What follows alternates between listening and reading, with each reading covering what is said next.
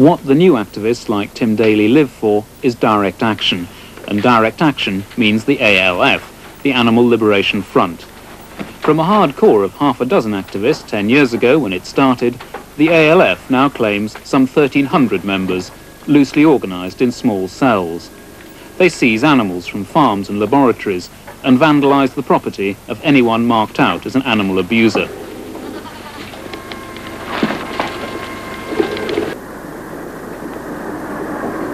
In the last 3 years, the activists have developed new tactics, mass invasions in broad daylight. Alongside the small-scale ALF raids, they form themselves into much larger units, animal liberation leagues.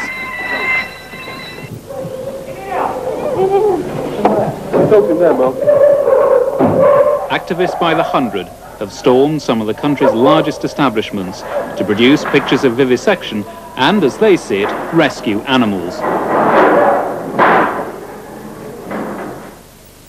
In 1984, the leagues launched a major campaign. 130 activists broke into Wickham laboratories in Hampshire. 180 broke into ICI in Cheshire. And in the same year, an army of more than 300 stormed the Unilever plant in Bedfordshire. In each case, some of the activists have been caught and jailed for up to 3 years. It doesn't seem to have stopped them. This is the Central Animal Liberation League, based in the Midlands and practicing surveillance techniques in the Warwickshire countryside. They've got an efficient video unit to monitor their target and £2,500 worth of walkie-talkie equipment. C4, you came over C5 then. Can you repeat your message, please? Over. Sorry, C1. Yes, I've got a vehicle just come through. It must be heading... Oh, you must be inside of it now. Bedford panel type van. If it all looks rather cranky, the intentions are entirely serious. In everyday life, these are conventional people with ordinary jobs. An accountant, an electrician, and their full-time frontman, Tim Phillips, is a former bank clerk.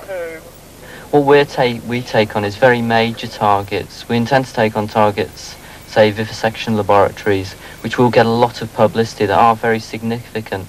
And as a result, they're often much more complex targets. There's complicated alarm systems and so on. But what gives you the right to break the law? Well, there's a law, and there's also a higher moral law.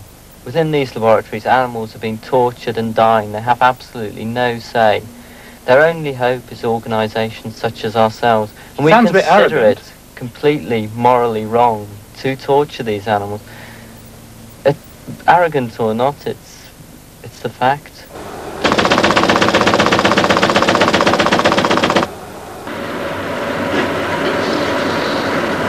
According to their own estimate, most ALF activists are in their 20s, and a majority are women. Loosely organised nationally, on the ground, these cells are effective, thanks to a highly efficient support operation.